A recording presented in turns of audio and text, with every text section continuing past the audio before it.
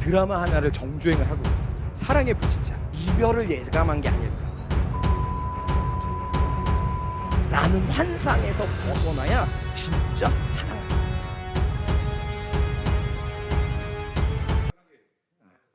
릴렉스. 오늘 우리에게 주시는 하나님 말씀은 요한복음 13장 31절에서 38절 말씀입니다. 근데 우리 이 말씀을 승희 큐티책으로 한번 읽어볼게요. 승희가 큐티책을 안 갖고 갔어요. 큐티를 안 하고 있다는 뜻이죠. 요한복음 13장 31절에서 38절이에요. 유다가 나간 뒤 예수께서 말씀하셨습니다. 이제는 인자가 영광을 받게 됐고 하나님께서도 인자를 인해 영광을 받게 되셨다. 하나님께서 인자로 인해 영광을 받으시면 하나님께서도 몸소 인자를 영광되게 하실 것이다. 이제 곧 그렇게 하실 것이다. 자녀들아, 이제 잠시 동안은 내가 너희와 함께 있을 것이다. 그러나 너희가 나를 찾을 것이다. 내가 전에 유대 사람에게 말하는 대로 너희에게도 말하는데 내가 가는 곳에 너희는 올 수 없다. 내가 너희에게 새 계명을 준다. 서로 사랑하라. 내가 너희를 사랑한 것 같이 너희도 서로 사랑하라. 너희가 서로 사랑하면 이로써 모든 사람들이 너희가 내 제자임을 알게 될 것이다. 시몬 베드로가 예수께 물었습니다. 주여, 어디로 가십니까? 예수께서 대답하셨습니다. 내가 가는 곳으로 내가 지금은 올 수 없지만 나중에는 오게 될 것이다. 베드로가 물었습니다. 주여, 어째서 제가 지금은 주님을 따라갈 수 없습니까? 주를 위해서라면 제 목숨도 바치겠습니다. 그러자 예수께서 대답하셨습니다. 내가 정말 나를 위해 내 목숨이라도 바치겠느냐? 내가 진실로 내게 말한다. 닭이 울기 전에 내가 나를 3번 부인할 것이다. 아멘. 아멘. 요즘에 드라마 하나를 정주행을 하고 있어요. 뭐냐면 사랑의 불시착. 종영이 됐는데 원래 손예진이 너무 예뻐서 손예진 얼굴을 볼 때마다 좀 마음이 떨려가지고 안 볼라 그랬는데 요즘 다들 보는 분위기고 너무 재밌다 그러고 도깨비를 능가했다 그러길래 한번 보려고 봤어요. 근데 어제 봤던 장면 중에 되게 마음에 이렇게 확 와닿는 장면이 있었어. 어떤 장면이냐면 손예진이 납치되는 과정에서 총에 이렇게 딱 총으로 이렇게 겨눠지고 납치되는 과정에서 리정혁한테 전화하는, 현빈에게 전화하는 장면이야. 전화해서 리정혁 씨, 나 이제 가요. 우리 인사는 하지 마요. 괜찮아요. 막 그러다가 마지막에 사랑해요 하는 장면이에요. 사랑해요. 드라마를 계속 보면 드라마 내에서 계속 서로 밀당을 막 하는 장면들이 있어. 선 넘어오지 말라 그러고 리정혁 씨 나한테 선 긋는 거예요. 막 그러고 그런 장면들이 있는데, 근데 왜 지금 이 시점에서 여자 주인공이 리정혁에게 사랑한다고 고백했을까? 저는 아마 이 손예진이, 이 주인공이 이별을 예감한 게 아닐까. 내가 잡혀가서 어떻게 될지는 모르지만 어쨌든 다시는 이 사람을 보지 못하겠구나. 그러니까 내가 진심으로 후회하고 싶지 않아서 사랑한다는 진심을 얘기한 게 아닐까, 그런 생각이 들더라고.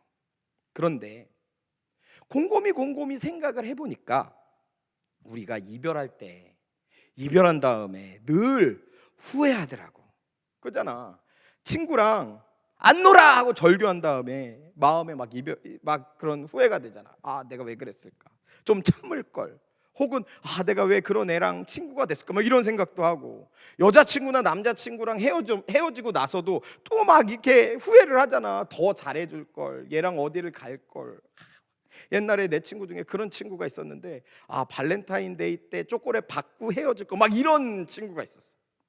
근데 우리들 마음에 계속 후회한단 말이야.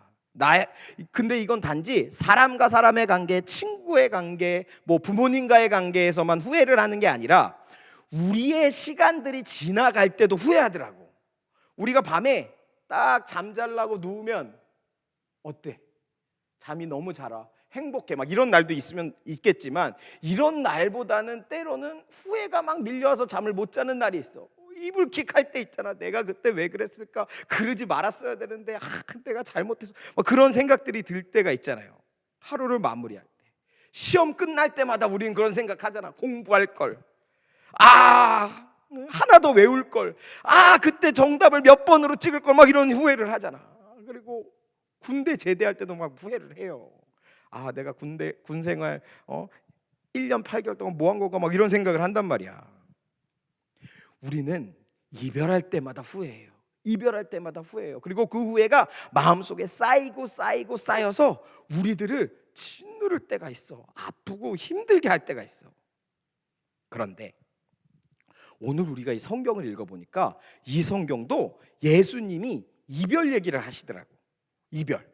예수님은 이제 곧 십자가에 못 박혀 죽으시고, 좀 전에 같이 식사하다가 나간 가룟 유다가 군대를 이끌고 돌아오면 곧 체포돼서 십자가에 못 박혀 죽으시고, 그리고 장사된 지 사흘 만에 부활하시고 승천하신 다음에 이 땅에 다시 재림하시는 그날이 올 때까지 예수님은 제자들과 이별해 있을 것을 알고 계셨단 말이에요.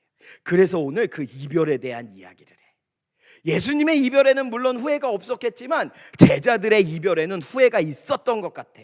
특히 오늘 36절에 베드로가 예수님께 한 말을 보면 우리의 이별이 왜 이렇게 후회가 많은지 그 이유를 알 수 있어. 우리 36절을 한번 읽어볼까요? 36절을 읽어보면, 제가 읽어볼게요. 주여, 어디로 가십니까? 예수께서 대답하셨습니다. 내가 가는 곳으로 내가 지금은 올 수 없지만 나중에는 오게 될 것이다. 베드로가 물었습니다. 주여, 어째서 제가 지금은 주님을 따라갈 수 없습니까? 주를 위해서라면 제 목숨도 바치겠습니다. 이 말에는 아주 중요한 두 가지 문제가 있어. 첫째, 베드로는 지금 이별이 없을 것처럼 착각하고 있어. 예수님한테 베드로가 그러잖아요. 주여, 어째서 제가 지금 주님을 따라갈 수 없습니까? 따지잖아. 베드로는 예수님과 이별이 없이 내가 늘 주님을 따라갈 수 있다고 생각했던 거야. 두 번째로 베드로가 뭐라 그러냐면, 주님, 제가 주님을 위해서라면 목숨을 바치겠습니다 그래.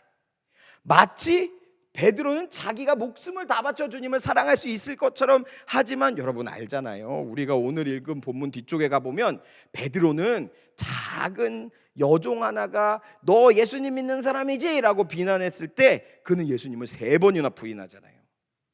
베드로는 자기가 할 수도 없는 사랑을 마치 하겠다고 막 호언장담을 하고 있어요. 우리는 이와 같이 이별 앞에서 후회하지 않기 위해 두 가지를 기억해야 돼. 첫째, 뭐냐? 우리는 다 이별한다. 이별하지 않는 사랑은 없다. 심지어 다르게 말하면 이별하지 않는 사랑은 건강하지가 않다. 여러분, 내가 진짜로 어른이 된다는 게 무슨 뜻이에요? 내가 어른이 된다는 건 우리 엄마 아빠와 이별한다라는 거야. 목사님, 그게 무슨 말이에요? 저는 나중에 커서도 엄마 아빠랑 살 거예요. 뭐 그럴 수도 있겠지만, 내가 말하는 게 뭐냐면 엄마 아빠의 보호를 받는 내가 아닌 이제 어른이 된 나는 엄마 아빠와는 상관없이 나 자신이 돼야 돼. 그렇게 엄마 아빠와 이별해야 돼. 그래야 내가 정말 사랑하는 내 남자친구 여자친구도 사랑할 수 있어. 이별해서 혼자 있을 수 있어야 진정으로 사랑할 수 있어. 그래서 목사님이 가끔 물론 난 결혼을 안 했지만 결혼하는 청년들이나 결혼하는 친구들이 가끔 와서 나한테 물어보면 내가 그래, 집에 와서 서로 인사하고 각 방에 잠깐 떨어져서 있어봐. 그렇게 1시간 있기로 약속한 다음에, 물론 계속 보고 싶겠지만 1시간 그렇게 각 방에 떨어져 있겠다고 약속한 다음에 그 1시간 동안 이별하는 시간을 가져봐. 그러거든. 이게 되게 중요한 거야. 이별하는 시간을 가져야 그 이별하는 시간 동안 내가 나로 오롯이 있을 수 있어. 그리고 나서 만나면 내가 사랑해줄 당신도 있고 당신이 사랑해줄 내가 있는 거야. 근데 이별하지 않고 계속 사랑만 하려고 막 애를 쓰다 보면 정작 사랑할 나를 잃어버리게 돼. 그렇게 되면 나를 잃어버린 나 자신이 사랑을 한다라고 막 쇼를 하면 사랑하는 상대방도 잃어버리고 아프게 만드는 거야.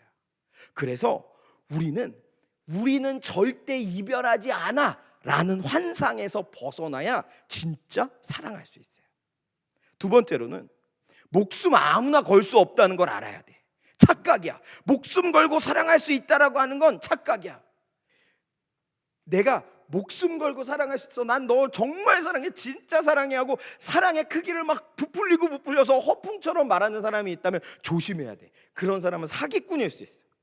사랑이 그렇게 자기가 할 수 있는 것보다 큰 사랑을 요구하는 사람들은 대개 뭐냐면 대가를 요구하는 사람이야. 내가 이렇게 사랑했는데 넌 나한테 이것도 못 해줘? 내가 이렇게 사랑했는데 넌 왜 내 카톡을 씹어? 내가 이렇게 사랑했는데 왜 너는 내 생일날 선물이 있다위야? 막 이럴 수 있다는 거야.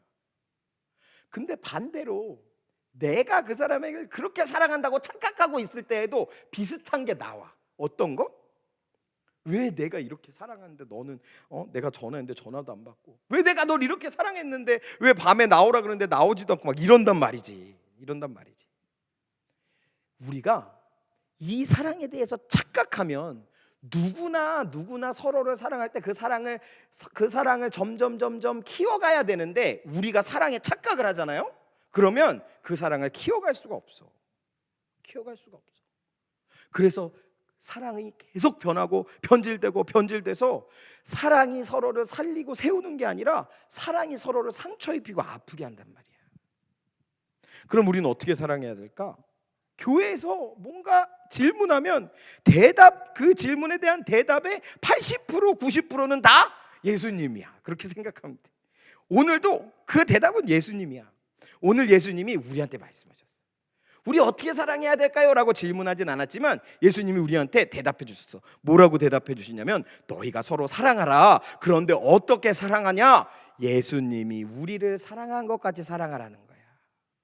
이 말에는 아주 중요한 게 있어. 이 두 가지를 정말로 기억해야 돼. 이 두 가지는 진짜로 기억해야 돼. 첫째 뭐냐?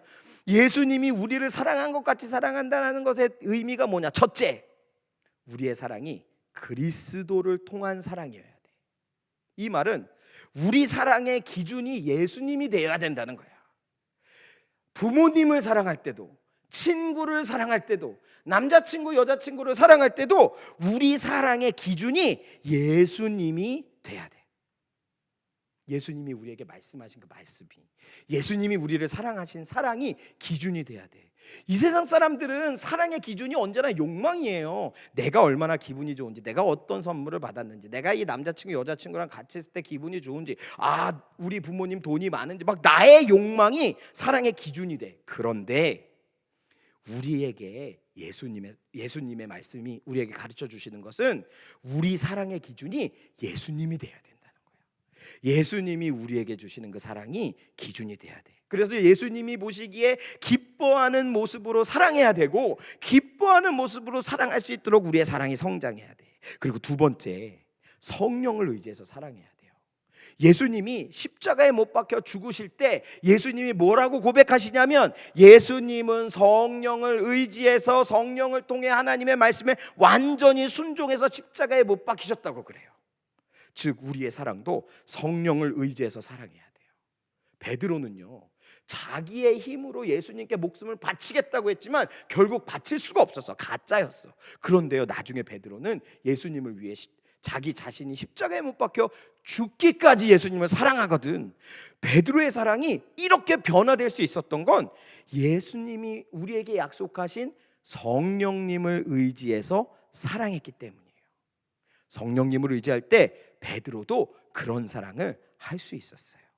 여러분, 두 가지 기억합시다. 우리의 사랑이 예수님을 기준으로 하는 사랑이 되었으면 좋겠어요. 친구나 애인이나 가족이나 누구에게 사랑을 하든지, 그리고 나 자신을 사랑할 때도 예수님이 기준이 되었으면 좋겠어요. 또 성령을 끊임없이 의지해서 우리의 사랑이 더 커지고 우리의 사랑이 더 완전해졌으면 좋겠어요. 우리가 이제 곧 개학도 앞두고 있고, 또 교회 안에서 친구들도 만나고 선생님들과 함께 하기도 하고, 또 남자친구 여자친구가 있는 친구들도 있는데, 그런데 우리가 서로를 사랑할 때 이 두 가지를 꼭 마음에 품고 기도하면서 성령님을 의지하면서 예수님이 기뻐하는 모습으로 사랑할 수 있는 우리가 되었으면 좋겠어요. 끝. 여러분 유튜브 이벤트를 진행하려고 해요. 어떤 거냐면 한번 댓글로 내가 사랑하는 친구의 이름을 불러서 그 친구에게 사랑 고백을 한번 해봤으면 좋겠어요. 한 아이디당 한 번씩 사랑 고백을 해주시고 내 친구의 이름을 혹은 내가 사랑하는 사람의 이름을 불러서 댓글로 사랑 고백을 했을 때 가장 많이 언급된 친구에게 선물을 드리겠습니다. 그리고 그 언급된 친구 말고도 쭉 봐서 댓글을 쓴 친구들 중에 추첨해서 좋은 선물을 드릴 테니까 여러분 댓글에 많이 참여해 주시면 감사하겠어요. 우리 한 주간 말씀 묵상하고 기도하면서 사랑하면서 지냅시다. 끝.